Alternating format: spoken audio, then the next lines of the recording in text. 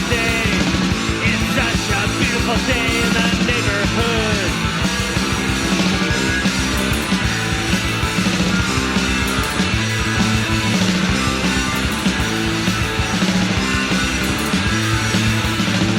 The birds are chirping, lawnmower cutting, barbecue burning, dead animals. It's such a beautiful day. It's such a beautiful day. It's such a beautiful day in the neighborhood.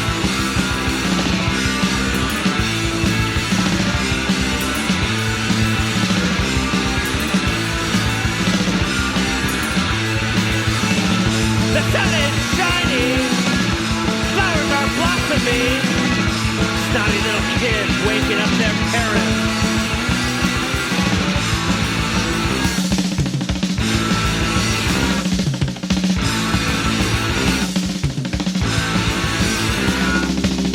It's such a beautiful day. It's such a beautiful day. It's such a beautiful day in the neighborhood.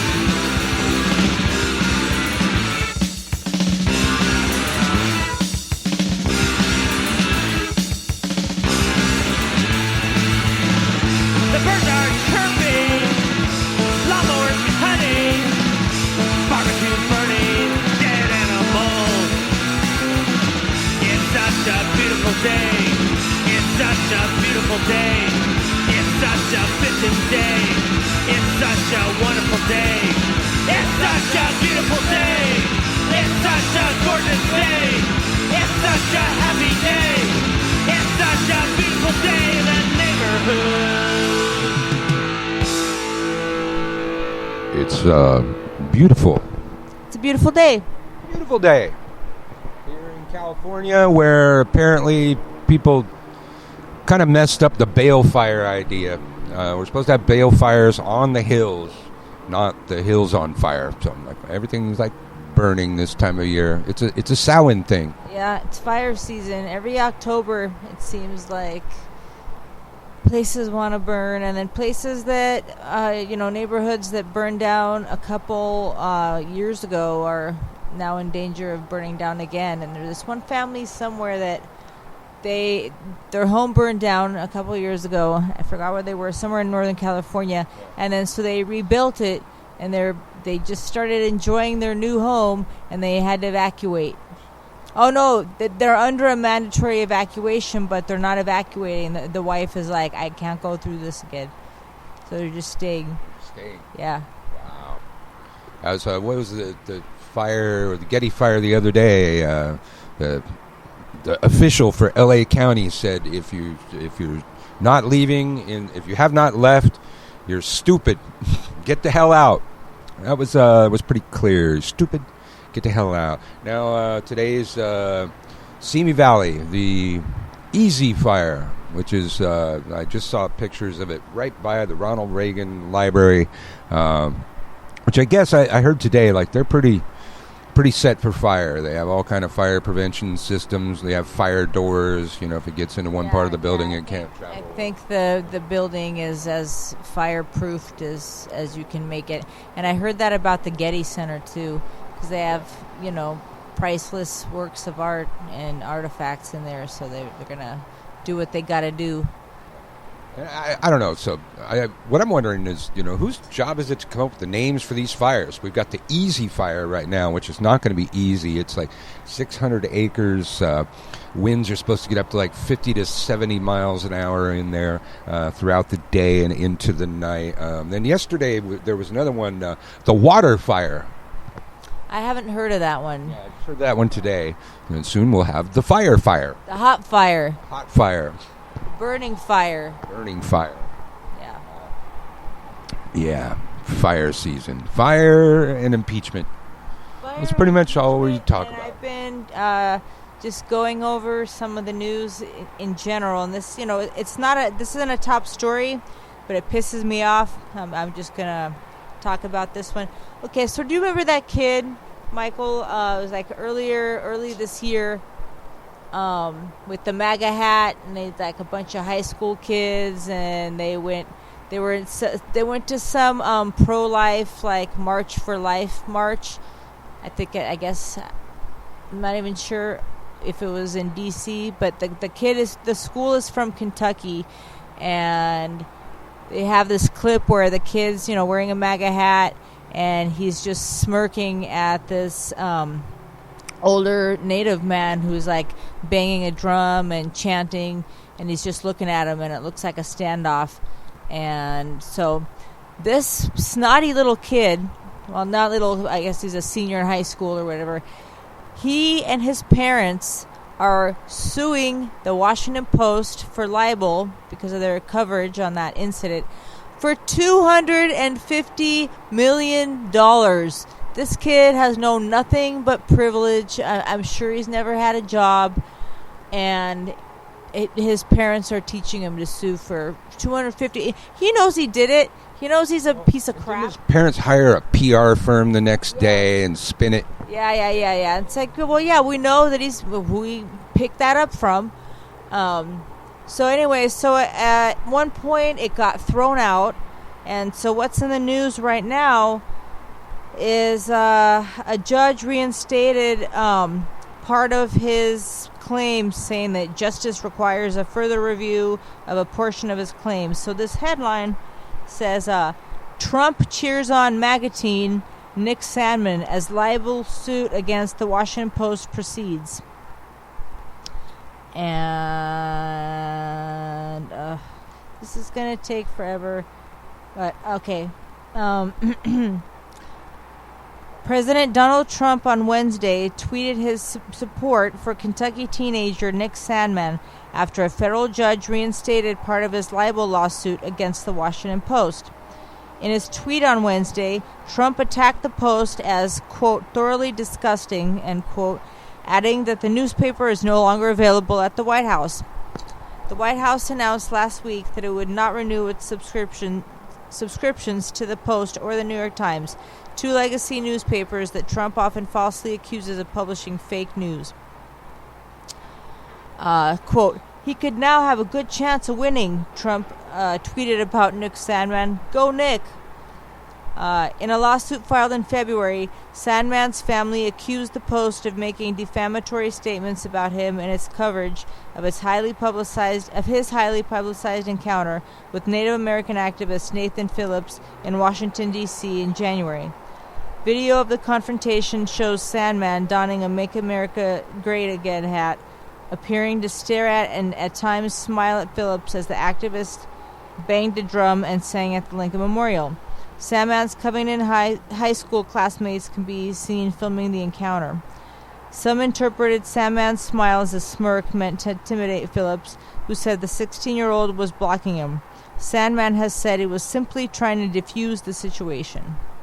In their lawsuit, the Sandmann family accuses the Post of, quote, targeting and bullying the teen in its articles about the incident because he's a white Catholic student wearing a red Make America Great hat again souvenir cap during a school field trip to March for Life, an annual anti-abortion rally. The family sought $250 million in damages. Wait, did I say $250 million or $25 million? Okay. Judge William Bertelsmann initially dismissed the lawsuit in July, ruling the 33 statements Sandmann filed a complaint over were not defamatory and were protected under the First Amendment. After reviewing an amended version of the lawsuit, Bertelsmann ruled Monday that the case could proceed into the discovery phase, stating that justice requires further review of 3 of the 33 statements that Sandmann contends were libelous. The statements in question involve Phillips' claim that Sandmann blocked him and would not allow him to retreat. Sandmann's lawyers say Phillips deliberately lied and that the Post should have done more to vet his claims. The Post did not immediately respond to HuffPost requests for comment. The Sandmann family has also sued CNN and NBC over their coverage of the incident. Both news organizations have filed motions to dismiss the lawsuits, which are pending. And so, see, people are acting like Trump. It's like you get accused of doing something, which you know you did, so the way you deal with it is turning it around and pointing at the other person of doing, what you did. and then you just deflect and put all the attention on this other thing, and that's exactly what his parents are teaching him to do. The parents are usually the problem. Oh yeah, that's what the entire GOP's doing now. You know, they keep attacking the process, and we keep having more stuff come out. Like, remember yesterday, your comrade from the motherland, Vintman, the colonel. Alexander. Yeah. Alexander. There's more coming out, more detail. Now he's saying that Trump omitted a part in the. Okay, so we got the memo that they keep calling a transcript of the phone call. Ellipsis Gate. Yeah. There's this spot where he omits something about Biden tapes. This is the first time I heard anything about Biden tapes. But there's some sort of tapes involving Biden, and that this dude Vindman, he wanted to put it. I guess he helped draft the memo of the transcript that we all saw. Yeah, and he wanted to fix that and put those things in there, and he didn't. Because it wasn't like a word for word. Well, they even said it wasn't a word for word transcript. It was like somebody summarized it. So there was something about Biden tapes. Yeah. They didn't want in there. Yeah. And this guy's been dragged through the mud, but luckily, you know, most people aren't having it. Even a lot of Republicans, even Mitch McConnell was like, you know, I'm not gonna question anybody's patriotism here. And then there's that, what's her name, Liz Cheney, who's horrible. She also defended him. But you know, when we're talking about this morning, you know, in the beginning, a lot of people said, okay, the Republican Party in and of itself is not as bad as Trump. Trump is just like, you know, an individual lunatic and like, you know, an exception to the rule. But you know what I'm seeing and what you've been seeing is they're all going along with it. Like, I'm seeing now that Trump was just a catalyst to expose who they all were all along, because when, you know, the guy from your party is the way that he is, and you're going to go along with it and play along with it and like bust into that secure room with your phone cameras on, and you know that you're not allowed to do that. It's like, what does that say about them as a party? Like, they're all, most of them, you know, with a couple of exceptions, they're all doing it. Well, like that, like how they will, half the people that barged in and had that protest because of, you know, lack of transparency and closed door meetings. Half of those people, Republicans who barged in there making a huge stink out of it, were on those committees where they were allowed to be there. And then there was this other guy from Florida who's also on one of the committees who's allowed to be there. He hasn't gone to a single deposition. He hasn't read any transcripts. He's done nothing, and he's complaining about this lack of transparency.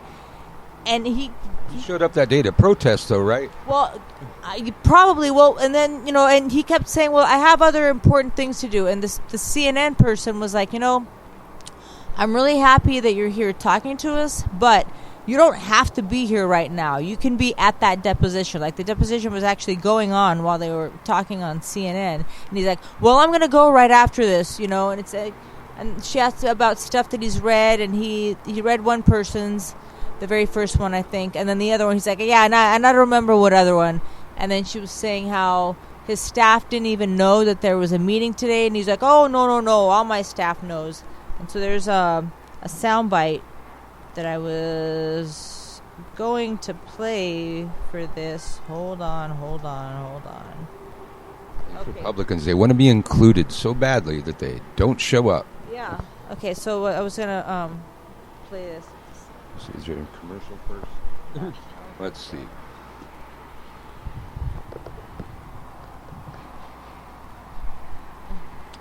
And we're watching the little wheel spin. The wheel on the phone goes. To slam an inquiry and slam testimony when you have the opportunity to be in the room for all of it. You are not taking that opportunity. I understand you have other important responsibilities, but respectfully, Congressman, as glad as I am that you're on this show, you don't need to be on this show. You could be in there. Like I said, I've got my questions written down. deposing Lieutenant Colonel Vindman. Who is asking them? I ask who's asking them because your staff told us 30 minutes ago they didn't even know about the testimony. No, they know about the testimony. I mean, we've talked about it all week long. I plan to go in there. I've got my questions written for him. Why was he worried? Was anybody else on the call worried? Did they express the same thing? When did he give his concerns? When did he make that publicly known? Was that written down in a record other than his testimony? When was that submitted? And so those are questions that I wanted to come out. So you are going to this deposition after you're off the air with us. Is that right? As soon as I'm off the air, yes, ma'am. Okay, and this will be the first one that you attend in the inquiry. It'll be the first one, but we've been very engaged in what's going on in this whole vote that Ms. Pelosi's bringing up. And I'm glad she's bringing it up, but it's not an official impeachment inquiry. It's a vote to okay the process that they're going through and the transparency. And as long as we're talking about transparency, these are held in an intelligence briefing skiff, some of them.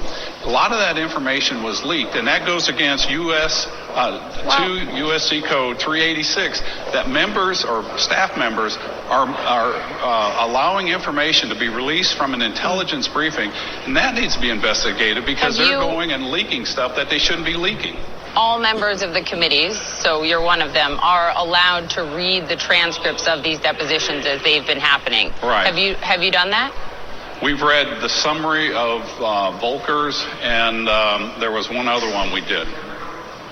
The summary, or you've gone actually to read the full transcript? Just the summary of them, the summaries of them. And Why? Going back to... I get again, you're an important member of an important committee, and this is an important inquiry, and I'm just confused as to why it seems like you don't think it's been worth the time until today to go or to read them. Well, I said, because it's not an official inquiry. It is something they have moved with. I've had members of the Democratic Party told me that after the whistleblower came out, they were moving ahead, and I says, I can't believe you guys are moving ahead. Well, I still can't believe that they can't believe it. What the whistleblower said is in line with all of the other witnesses, in line with what Trump admitted to. But I keep thinking about this other thing, because Trump's a mobster, right? Well, yeah. Mobsters work by leverage. They get leverage on people. They get something on them. Now, your two other comrades from the motherland, Giuliani's clients. Yeah.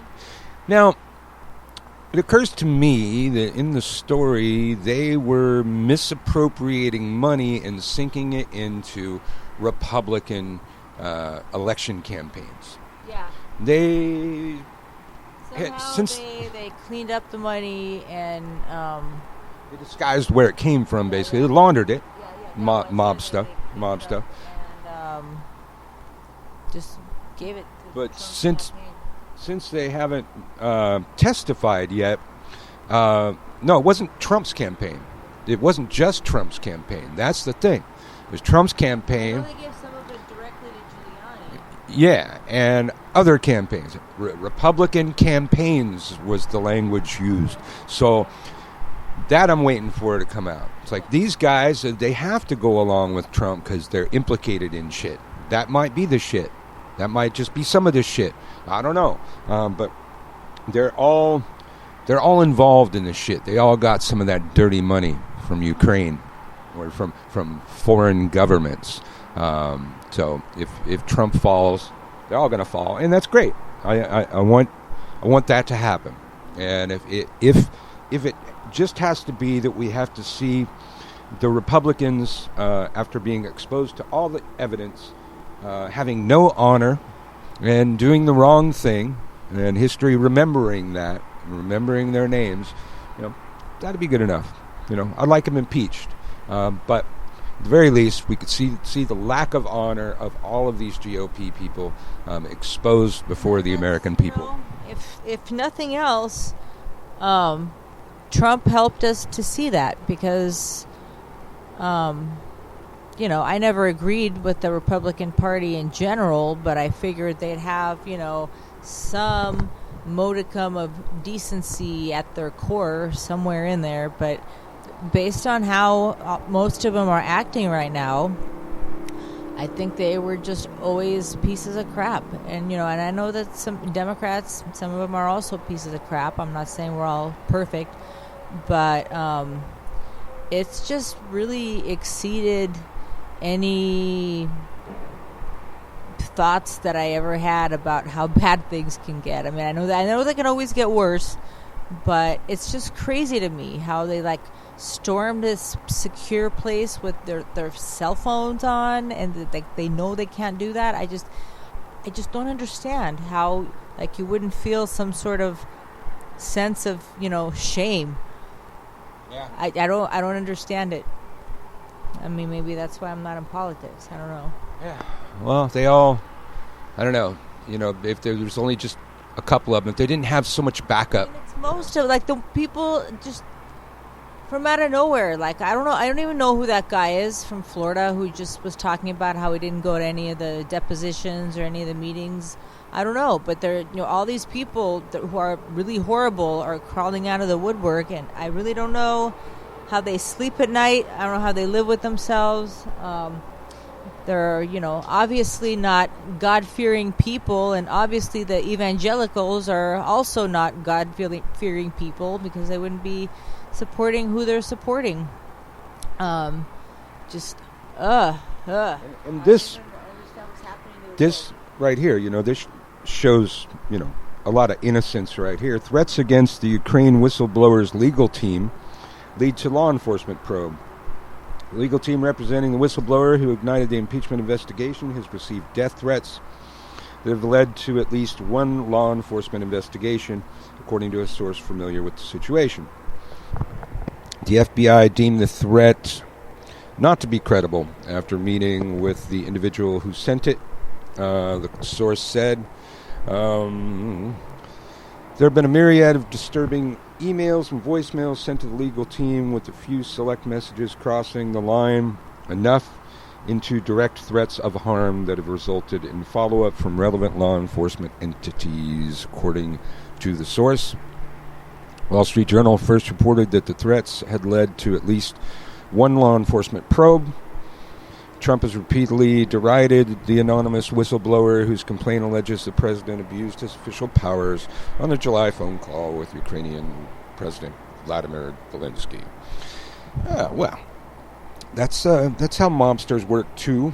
Tomorrow, I guess, the House will be voting on the formalization of the impeachment process. Yeah, that's my understanding. They're basically doing what the Republicans were complaining about them not doing, so they're doing it now, and then now the Republicans have moved the goalpost back, and now it doesn't really matter that they're voting for it because it's a sham. Yeah. You know how Trump was in Chicago the other day at the something for the police chiefs around the country, and the Chicago police chief wasn't even there. So I guess I haven't really been following this. I've just been seeing headlines, but I guess Trump kept talking about this Chicago super cop who says he can clean up Chicago's crime and problems in one day, and he keeps talking about this guy, and apparently it's a fake guy that Trump made up. Oh. Did the guy say sir? I don't know. Well, we're going to listen to it. All right. The wheel on the phone goes round and round. Huh. Is it playing? What is this? I don't know. Hmm. Oh, okay, you keep talking. Okay. I'm going to keep talking. It's a commercial that's not doing anything. It's not playing. It's kind of hard to get past the ad when the damn ad doesn't play. Oh. All right. Wait for the commercial and get our sound bite. Let's see. All right. You got it? I said, you're a tough guy. How long do you think it would take you to fix this killing problem in Chicago? He looked at me and said, one day, sir. Sir. Oh. There's the tell. Oh, there goes the text.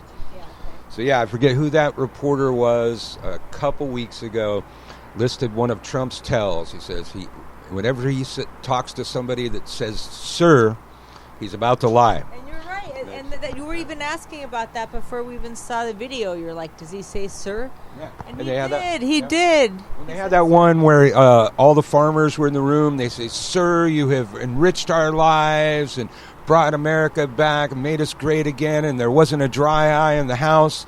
And then they show the video, and there wasn't a wet eye in the house. And there was no ability for anybody to walk up to him and say a goddamn thing. It was just, Trump at a podium. Just make shit up just for the sake of making shit up, just to see if he can. And that's the thing. That's I was going to say that yesterday. It's like he lies about shit he didn't have to lie about. Like, the guy dying like a dog and crying and all that kind of shit. He's a pathological liar. Say that. Just be like, he detonated himself and blah, blah, blah. Something Obama would have said.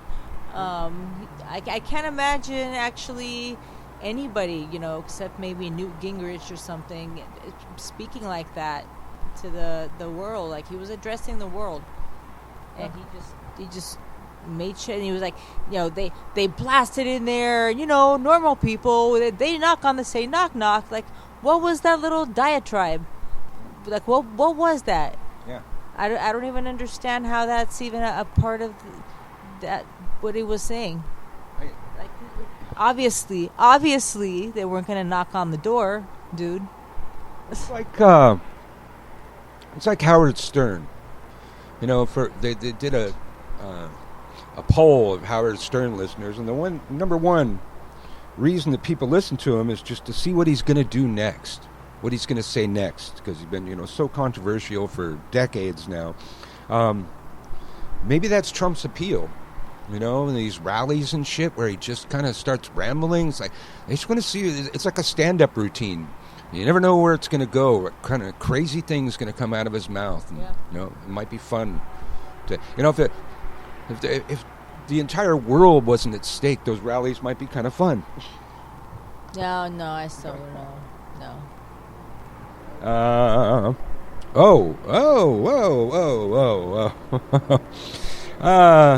I missed this one. The U.S. House says Armenian mass killing was genocide. Ooh, they stuck their foot on a controversy. What's Turkey going to say? I know. Oh, we're not getting along well with Turkey now. Ooh. What's Trump going to say? Yeah. Wow, I didn't even see that. Democrats tomorrow, yeah, they're going to... They laid out the process. It's a big document. I'm not going to read it to you. I figure what we're going to do is, like, when we run out of news, we're going to play a song and get out of here earlier because we got somewhere to be, right? Yeah, that's what we're going to do. So I'm going to go to Breitbart. No, I think that was about the time. Yeah. Let's see. Breitbart. What are they saying at Breitbart? Those wacky loonies at Breitbart. Yeah, we have to record that. That could be like the intro jingle. Breitbart. We're going to go check out Breitbart. See what those wacky people are talking about. Okay. Not the best jingle, but I'm not a jingle writer. Okay, Let's see. 54 UN countries say, this is their main news, say China's concentration camps bring a stronger sense of happiness. Okay, so I don't know what that is. 1,000 education centers of torture, indoctrination, rape, murder. Okay. Let's see. Tesla sales plummet an astounding 39%. Reagan Library is evacuated. Let's see. Okay, fight climate change, fight climate change by mostly flying commercial. Okay. How else are you gonna fly? I don't have my own jet. Okay. Let's see. Yeah, I just don't really see anything. Like I said, like the big news, they always bury it. So I'm going to see if I can find it, but I don't want a bunch of dead air. So, doing archaeology over here at Breitbart. Breitbart. Yeah, Marta's digging at Breitbart. Digging for the news.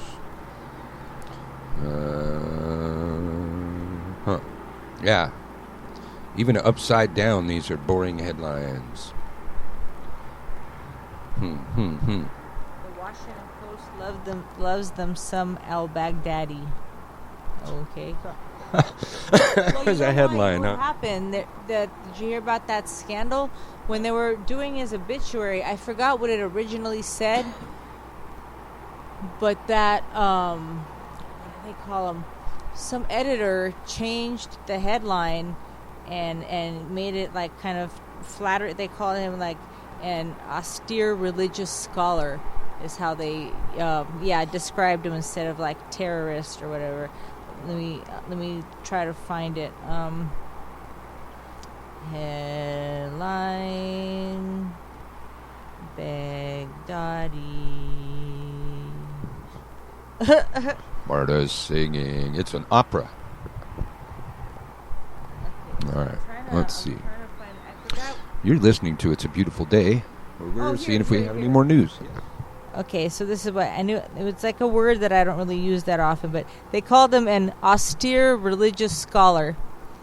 And then they got a bunch of flack for it. That editor probably got fired, and then rewrote it as like, I think the original was terrorist in chief, and some editor changed it from terrorist in chief to austere religious scholar, and then somebody else changed it back to something that's more along the lines of something negative. Wow, that's weird. A lot of shit for that. But yeah, I don't know why. Okay, but that's not how I would describe him in an obituary. An austere religious scholar, like he actually had a PhD in like Islamic studies from somewhere. I'm still tripping that he had an obituary in the Washington Post. Yeah. But yeah.